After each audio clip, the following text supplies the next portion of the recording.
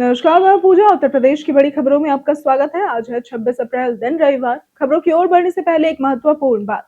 अगर आप भी सरकारी नौकरी की तैयारी कर रहे हैं तो हमारे बुलेटिन के अंत में हम रोज करंट अफेयर से कुछ सवाल लेकर आते हैं, जिसका अगर आपने सही जवाब दिया तो आपका नाम हमारे बुलेटिन के अंत में दिखाया जाएगा। चलिए अब डालते हैं एक नजर आज की सुर्खियों पर। घरेलू बिजली उपभोक्ताओं को मिली बड़ी राहत। होमगार्ड अभ्यर्थियों को मिली रेलवे की ओर से बड़ी सुविधा। प्रधानमंत्री आवास योजना की दूसरी किस्त से पहले होगी गुणवत्ता जांच। यूपी में गन्ना फसल का होगा जीपीएस सर्वे। गेंदबाजों पर भड़के शुभमन गिल, हार से हुए नाराज। चलिए अब बढ़ते अब तक की 25 बड़ी खबरों की ओर विस्तार से। डीयू में प्रोफेसर भर्ती की अंतिम तिथि बढ़ी। दिल्ली विश्वविद्यालय में प्रोफेसर, एसोसिएट प्रोफेसर और असिस्टेंट प्रोफेसर पदों की भर्ती की अंतिम तिथि 2 मई तक बढ़ा दी गई है। आवेदन के लिए BE, BTech, MTech, ME, PhD, NET और 8 वर्ष अनुभव जरूरी है। फीस 500 से 2000 रुपए है। चयनित उम्मीदवारों को 57,700 से 2,18,200 रुपए तक का वेतन मिलेगा। आवेदन du.ac.in पर किया जा सकता है, पर आवेदन जल्दी करें। यूपी में लू का कहर जारी। उत्तर प्रदेश में भीषण गर्मी और लू का असर जारी है। 25 अप्रैल को अधिकांश जिलों में मौसम शुष्क रहेगा और तापमान 42 से 45 डिग्री सेल्सियस तक पहुंच सकता है। 27 अप्रैल से कुछ इलाकों में राहत मिलने के आसार है। 29 से 30 अप्रैल को हल्की बारिश में गर्जन और तेज हवाएं चल सकती हैं। लोगों को दोपहर में बाहर निकलने से बचने की सलाह दी गई है। मेरठ में सेटबैक अतिक्रमण हटाने को मिले 15 दिन। मेरठ सेंट्रल मार्केट में आवास एवं विकास परिषद ने सुप्रीम कोर्ट के आदेश पर 350 से अधिक भवनों पर अवैध सेटबैक निर्माण हटाने के नोटिस चस्पा किए। व्यापारियों को स्वयं निर्माण हटाने के लिए 15 दिन दिए गए हैं। तय समय बाद परिषद कार्रवाई करेगी और खर्च मालिकों से वसूलेगी। कई व्यापारियों ने निर्माण हटाना शुरू कर दिया है। मामले की अगली सुनवाई 14 जुलाई को होगी। घरेलू बिजली उपभोक्ताओं को बड़ी राहत।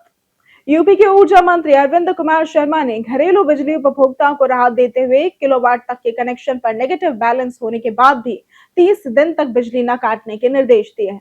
2 किलोवाट उपभोक्ताओं को 200 रुपए तक छूट मिलेगी। कनेक्शन काटने से पहले 5 एसएमएस अलर्ट भेजे जाएंगे। गर्मी में निर्बाध बिजली आपूर्ति के लिए 30 लाख नए खंभे लगाए गए हैं।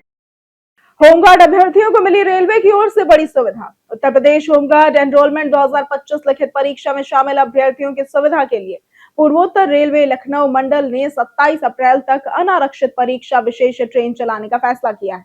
ऐशबाग गोरखपुर और गोरखपुर ऐशबाग के बीच चलने वाली इस ट्रेन से परीक्षार्थियों को समय पर केंद्र पहुंचने में मदद मिलेगी। रेलवे ने सुरक्षा, निगरानी और टिकट जांच के विशेष इंतजाम भी किए हैं। गाजीपुर हत्याकांड पर सियासत हुई तेज। गाजीपुर में 16 वर्षीय निशा विश्वकर्मा की हत्या ने राजनीतिक रूप ले लिया है।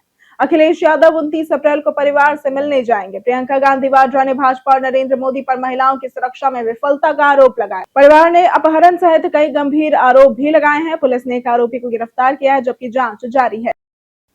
यूपी बोर्ड परिणाम ने बढ़ाई चिंता। यूपी बोर्ड 2026 के नतीजों ने चिंता बढ़ा दी है। करीब 5.81 लाख छात्र हिंदी, 4.49 लाख गणित और 6.40 लाख अंग्रेजी में फेल हुए।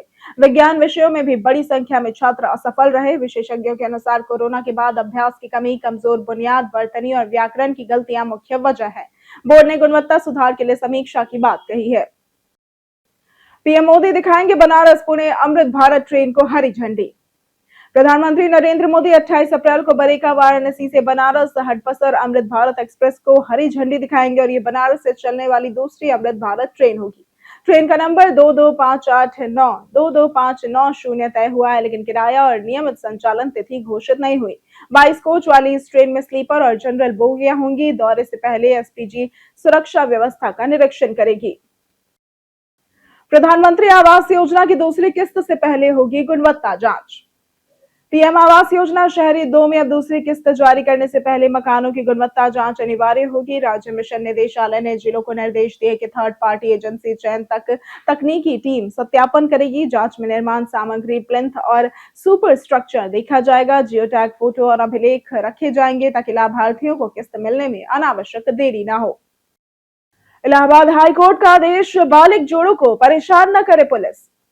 इलाहाबाद हाईकोर्ट ने कहा कि बालिग युवक युवती अपनी मर्जी से शादी कर साथ रहने के लिए स्वतंत्र होते हैं और पुलिस को ऐसे जोड़ों को परेशान नहीं करना चाहिए। कोर्ट ने टिप्पणी की कि पुलिस गंभीर अपराध छोड़कर सहमति से विवाह करने वालों का पीछा कर रही है। डीजीपी को सुधारात्मक कार्रवाई के निर्देश देते हुए कोर्ट ने याचिकाकर्ता दंपत्ति के खिलाफ दर्ज एफआईआर रद्द कर दी। यूपी में गन्ना फसल का होगा जीपीएस सर्वे। मुख्यमंत्री योगी आदित्यनाथ के निर्देश पर उत्तर प्रदेश में 1 मई से 30 जून 2026 तक गन्ने की फसल का जीपीएस सर्वे होगा। टीम खेतों का डेटा सीधे सर्वर पर अपलोड करेगी। किसानों को एसएमएस से सूचना मिलेगी। सर्वे के दौरान नए किसानों का पंजीकरण भी होगा। 30 सितंबर तक पंजीकृत किसानों को ही गन्ना आपूर्ति योजना का लाभ मिलेगा। यूपी पंचायत चुनाव से पहले बड़ा अपडेट आया सामने। उत्तर प्रदेश में 26 मई यानी कि आज ग्राम पंचायतों का कार्यकाल खत्म होने से पहले पंचायत चुनाव टलने के संकेत हैं। पिछड़ा वर्ग आयोग, अधूरी मतदाता सूची और कोर्ट में लंबित मामले के कारण सरकार प्रशासक या प्रशासक समिति बनाने पर विचार कर रही है। इसमें ग्राम प्रधान अध्यक्ष बन सकते हैं और वोटर लिस्ट की अंतिम तारीख बढ़ने से चुनाव की तैयारियों पर भी असर पड़ा है। होमगार्ड परीक्षा में अफवाहबाजों पर केस। उत्तर प्रदेश होमगार्ड भर्ती 2025 की परीक्षा से पहले सोशल मीडिया पर फर्जी पेपर लीक का दावा करने वाले टेलीग्राम चैनल पर पुलिस ने मुकदमा दर्ज किया है। जालसाजों ने अभ्यर्थियों से पैसे वसूलने के लिए क्यूआर कोड भी साझा किया। पुलिस और भर्ती बोर्ड ने उम्मीदवारों को सतर्क रहने, अफवाहों से बचने और किसी भी संदिग्ध सूचना की शिकायत करने की सलाह दी है।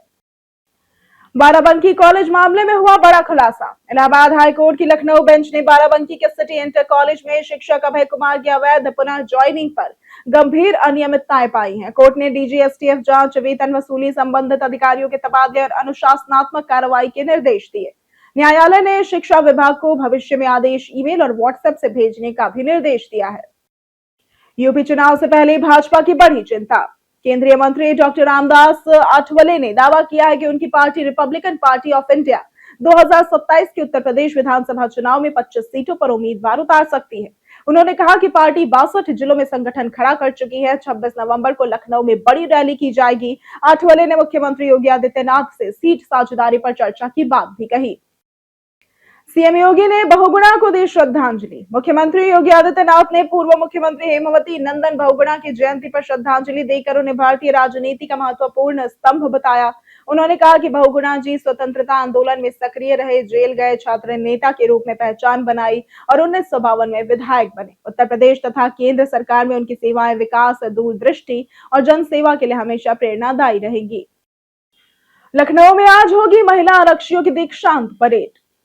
लखनऊ पुलिस कमिश्नरेट की आरटीसी में प्रशिक्षित 986 महिला रिक्रूट आरक्षियों की दीक्षांत परेड 26 अप्रैल को रिजर्व पुलिस लाइंस में होगी, जिसमें मुख्यमंत्री योगी आदित्यनाथ सलामी देंगे। कार्यक्रम का प्रदेश भर में लाइव प्रसारण होगा। महिला आरक्षियों को साइबर क्राइम, फॉरेंसिक, आपदा प्रबंधन, यातायात, मानवाधिकार और आधुनिक पुलिसिंग का प्रशिक्षण देकर सक्षम संवेदनशील पुलिसकर्मी बनाया गया है। यूपी वक्फ रिकॉर्ड में हुआ बड़ा खुलासा। उत्तर प्रदेश में वक्फ संपत्तियों के डिजिटलीकरण के दौरान उम्मीद पोर्टल पर अपलोड लगभग 1 लाख रिकॉर्ड की जांच में 12,000 से ज्यादा पंजीकरण रद्द हुए। वजह डेटा एंट्री की गलतियां और अधूरे दस्तावेज रहे। सबसे ज्यादा मामले लखनऊ, बिजनौर और सहारनपुर में मिले। प्रभावित संपत्तियों में कब्रिस्तान, मस्जिद, मदरसे, ईदगाह और दरगाह शामिल है। 10 जून को होगा अंतिम मतदाता सूची का प्रकाशन। त्रिस्तरीय पंचायत चुनाव की अंतिम मतदाता सूची के प्रकाशन की तिथि बढ़ाकर 10 जून कर दी गई है। जिला निर्वाचन अधिकारी ने बताया कि डुप्लीकेट सूची और कंप्यूटरीकरण 28 मई तक पूरा होगा। 29 मई से 9 जून तक मतदान केंद्र क्रमांकन, वार्ड मैपिंग, एसवीएन आवंटन और फोटो प्रतियां तैयार होंगी। अधिकारियों को संशोधित कार्यक्रम प्रदर्शित करने और अवकाश में भी कार्यालय खुले रखने के निर्देश दिए गए हैं। एक्यूआई के मामले में मेरठ की हवा सबसे खराब। बढ़ती गर्मी और प्रदूषण से स्वास्थ्य खतरे में है। मेरठ में एक्यूआई 332 रहा, जो देश में सबसे अधिक है। सिलीगुड़ी 322 और गाजियाबाद 310 पर रहे। तापमान 42.3 डिग्री दर्ज हुआ। पीएम 2.5 409 से 456 और पीएम 10 415 से 498 तक पहुंचा। रात में एक्यूआई 383 से 387 रहा। धूल भरी हवा और हल्की बारिश की संभावना है। लोगों को सावधानी बरतनी चाहिए। पीडीए फ्लैट को किराए पर देने की बनी योजना।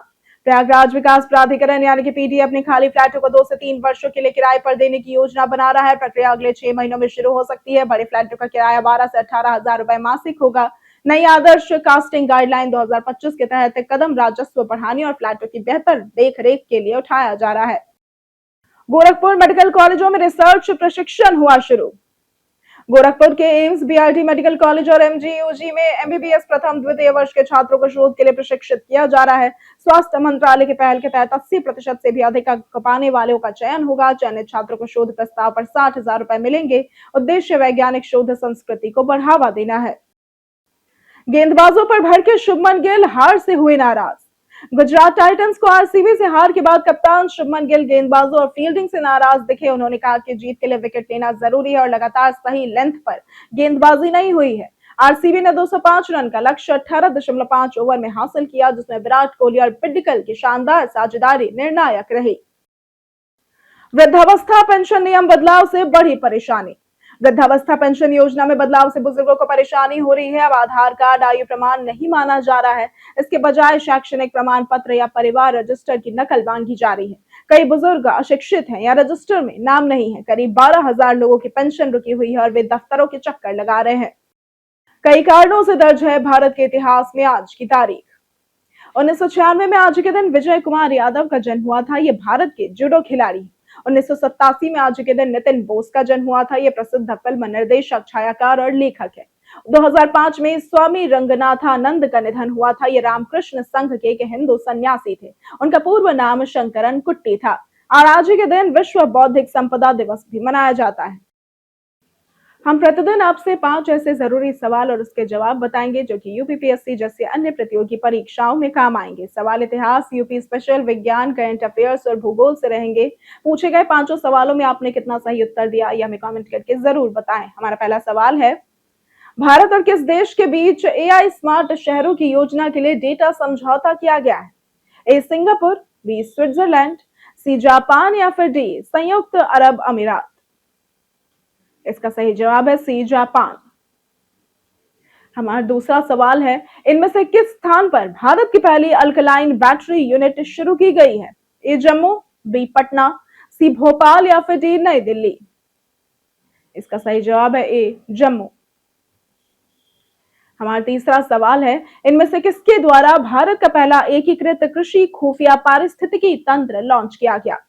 ए IIT Kharagpur, B IIT Roorkee, C IIT Ropar या फिर डी आईआईटी कानपुर। इसका सही जवाब है सी आईआईटी रोपड़। हमारा चौथा सवाल है, इनमें से किसे नास्कॉम का नया अध्यक्ष नियुक्त किया गया है? ए निशा जैन, बी श्रीकांत वेला माकन्नी या फिर सी तरुण मिश्रा या फिर डी अधिराज वर्मा। इसका सही जवाब है बी श्रीकांत वेला माकन्नी। हमारा पांचवा सवाल है, इनमें से किस राज्य में एसएएफएफ महिला चैंपियनशिप 2026 का आयोजन किया जाएगा? ए गोवा, बी मध्य प्रदेश, सी बिहार या फिर डी राजस्थान। इसका सही जवाब है ए गोवा।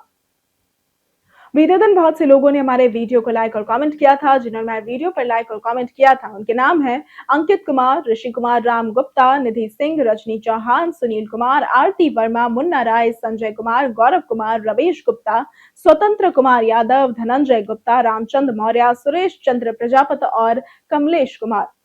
इसी के साथ बढ़ते हैं आज के सवाल की ओर। आज का सवाल है, क्या आप भी आज के समय में सरकारी नौकरी को ही प्राइवेट नौकरी से बेहतर मानते हैं? आप अपना जवाब हमें हमारे कमेंट सेक्शन में लिखकर जरूर बताएं। आज के लिए सिर्फ इतना ही। उत्तर प्रदेश की तमाम खबरों के साथ बने रहने के लिए देखते रहें डेली यूपी।